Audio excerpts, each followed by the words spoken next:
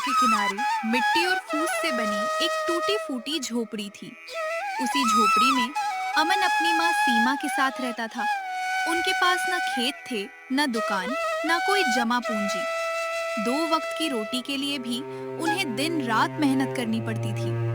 अमन सुबह से शाम तक मजदूरी करता था, जबकि उसकी माँ सीमा गांव के बड़े बड़े घरों में खाना बनाती, बर्तन धोती और कपड़े साफ करती थी। गरीबी ने उनके जीवन को मुश्किल जरूर बना दिया था, लेकिन माँ बेटे का प्यार आज भी उतना ही मजबूत था। अमन बेटा, उठ जा, सूरज निकल आया है। आज फिर बहुत काम करना है। जी माँ, अभी उठता हूँ। अमन ने अपनी पुरानी सी कमीज पहनी और बाहर आ गया। उसकी माँ चूल्हे पर रोटी सेक रही थी। बेटा, घर में बस इतना ही आटा बचा था, तू ये रोटी खा ले। और आप माँ? मुझे भूख नहीं है बेटा। माँ, आप हमेशा यही कहती हैं, पहले आप खाइए। मुझे सच में भूख नहीं है, तू खा ले, तभी तो काम कर पाएगा। अमन जानता था कि उसकी माँ झूठ बोल रही है। घर में खाना कम था, इसलिए वो अपना हिस्सा भी बेटे को दे रही थी। एक दिन ऐसा आएगा माँ, जब आपको कभी भूखा नहीं रहना पड़ेगा। मुझे अपने लिए कुछ नहीं चाहिए बेटा, बस तुझे खुश देखना चाहती हूँ। माँ की बात सुनकर अमन मुस्कुरा तो दिया, लेकिन उसके दिल में दर्द था। वो जानता था कि उसकी माँ ने उसके लिए अपनी पूरी जिंदगी कुर्बान कर दी है।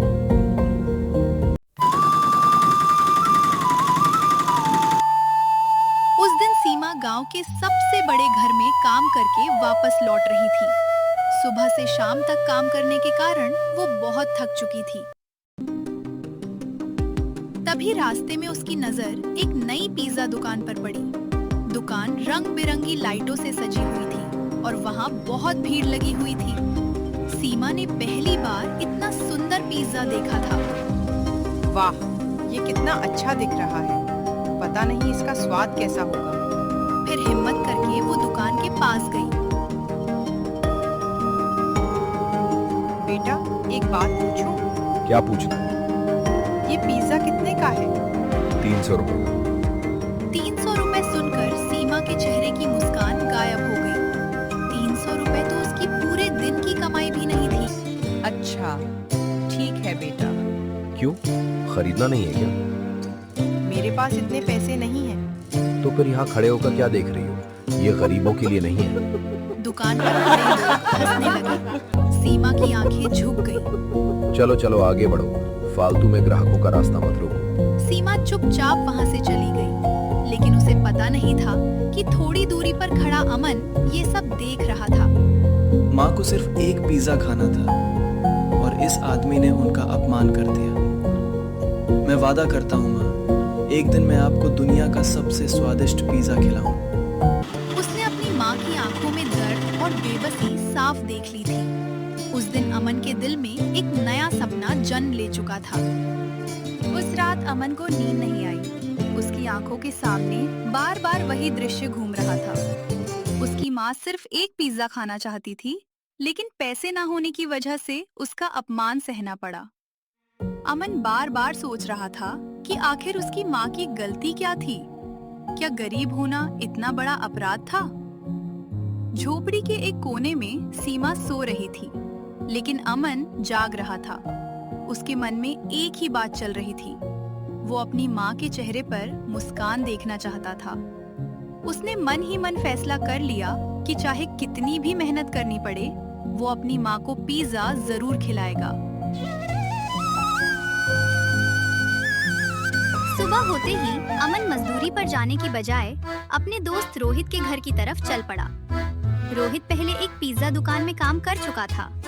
अमन को उम्मीद थी कि शायद वही उसकी मदद कर सके। रोहित, ओ रोहित। अरे अमन, आज मजदूरी पर नहीं गया क्या?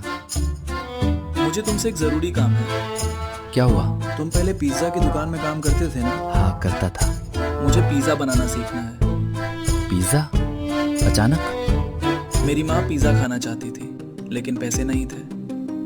ओह, मैं अपनी माँ के लिए खुद पिज्जा बनाना चाहता हूँ। अगर बात माँ की खुशी की है तो मैं तुम्हें सब सिखाऊंगा। सच? हाँ दोस्त, बिल्कुल सच। रोहित ने अमन को पिज्जा बनाने की पूरी विधि समझानी शुरू की। उसने बताया कि आटा कैसे तैयार किया जाता है, सब्जियां कैसे काटी जाती हैं और पिज्जा को स्वादिष्ट कैसे बनाया जाता है। अमन बहुत ध्यान से हर बात सुन रहा था। वो एक भी चीज भूलना नहीं चाहता था। उसके लिए ये सिर्फ खाना बनाना नहीं था, बल्कि अपनी माँ के चेहरे पर खुशी लाने का सपना था। उस दिन मजदूरी से जो थोड़े बहुत पैसे उसने बचाए थे, उनसे उसने कुछ सामान खरीदा। शाम को वो झोपड़ी में पहुंचा और चुपचाप पिज्जा बनाने लगा। अमन, आज तो इतना देर से क्यों आया? बस माँ, थोड़ा काम था। और ये क्या कर रहा है? बस थोड़ा इंतजार कीजिए। कुछ तो बता। सरप्राइज है माँ।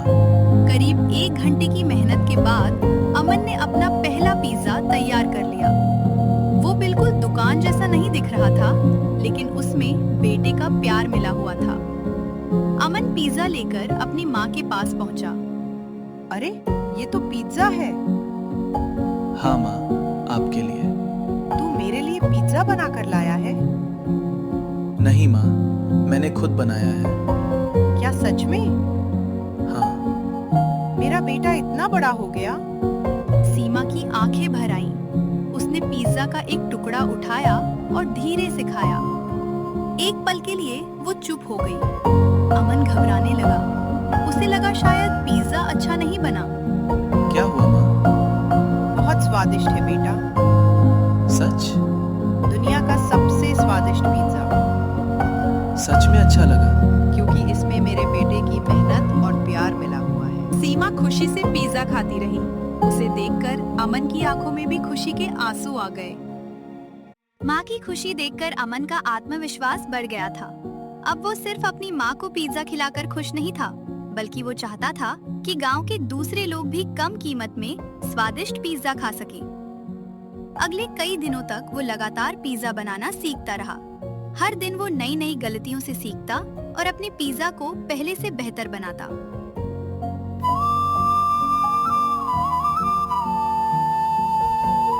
एक दिन सीमा ने अमन को बड़े ध्यान से काम करते देखा।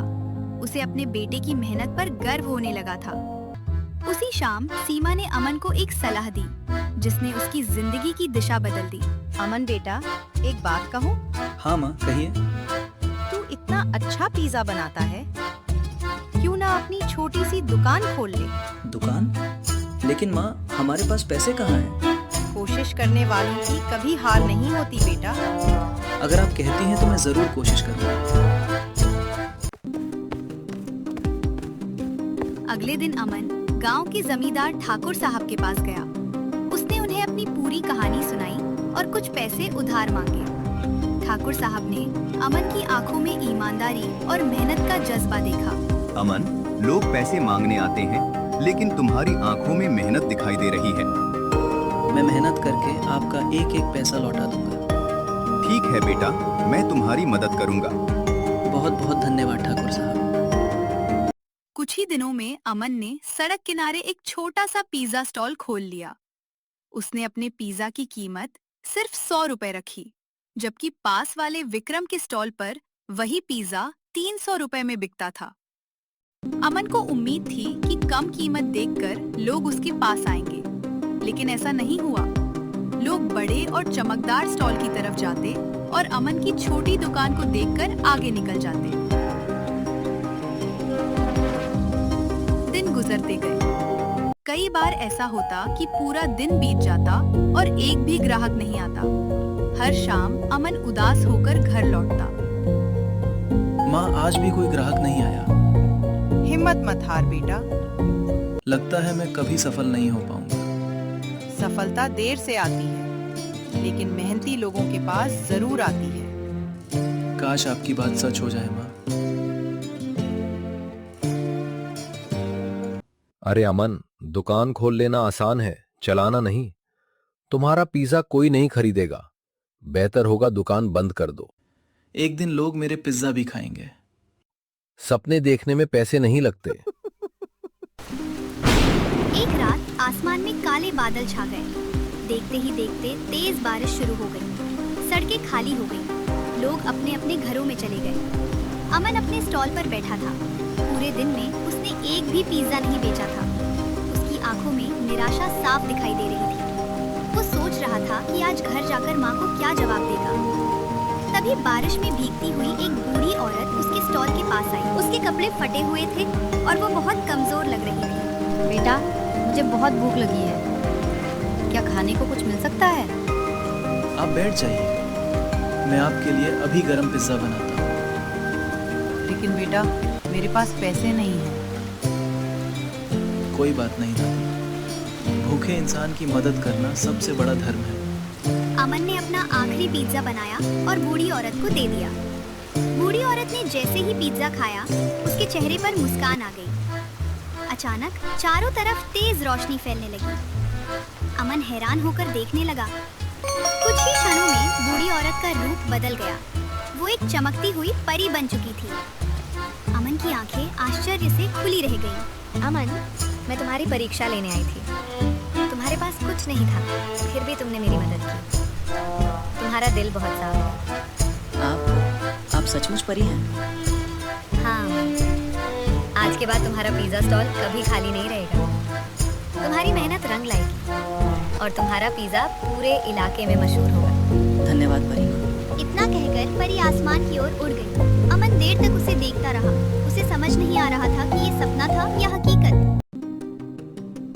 अगली सुबह अमन जब अपने स्टॉल पर पहुंचा तो वो हैरान रह गया। उसकी दुकान के सामने ग्राहकों की लंबी लाइन लगी हुई थी। एक ग्राहक दूसरे ग्राहक को उसके पिज्जा की तारीफ कर रहा था। धीरे धीरे अमन का पिज्जा पूरे गांव में मशहूर हो गया। अब उसकी दुकान कभी खाली नहीं रहती थी। कुछ महीनों बाद उसने ठाकुर साहब का पूरा कर्ज चुका दिया। उसने अपनी माँ के लिए एक अच्छा घर भी बनवाया। वही लोग जो कभी उसे गरीब समझकर नजरअंदाज करते थे, अब उसकी मेहनत की तारीफ करते थे। एक दिन विक्रम भी अमन के पास आया। अमन, मुझे माफ कर दो, मैंने तुम्हारा मजाक उड़ाया था। कोई बात नहीं, गलती इंसान से ही होती है। मुझे तुम पर गर्व है बेटा। जो कुछ भी हूँ आपकी वजह से हूँ माँ। अमन ने साबित कर दिया कि सच्ची मेहनत, माँ का आशीर्वाद और दूसरों की मदद करने का भाव इंसान की किस्मत बदल सकता है। अगर कहानी पसंद आई हो तो हमारे चैनल को सब्सक्राइब करें।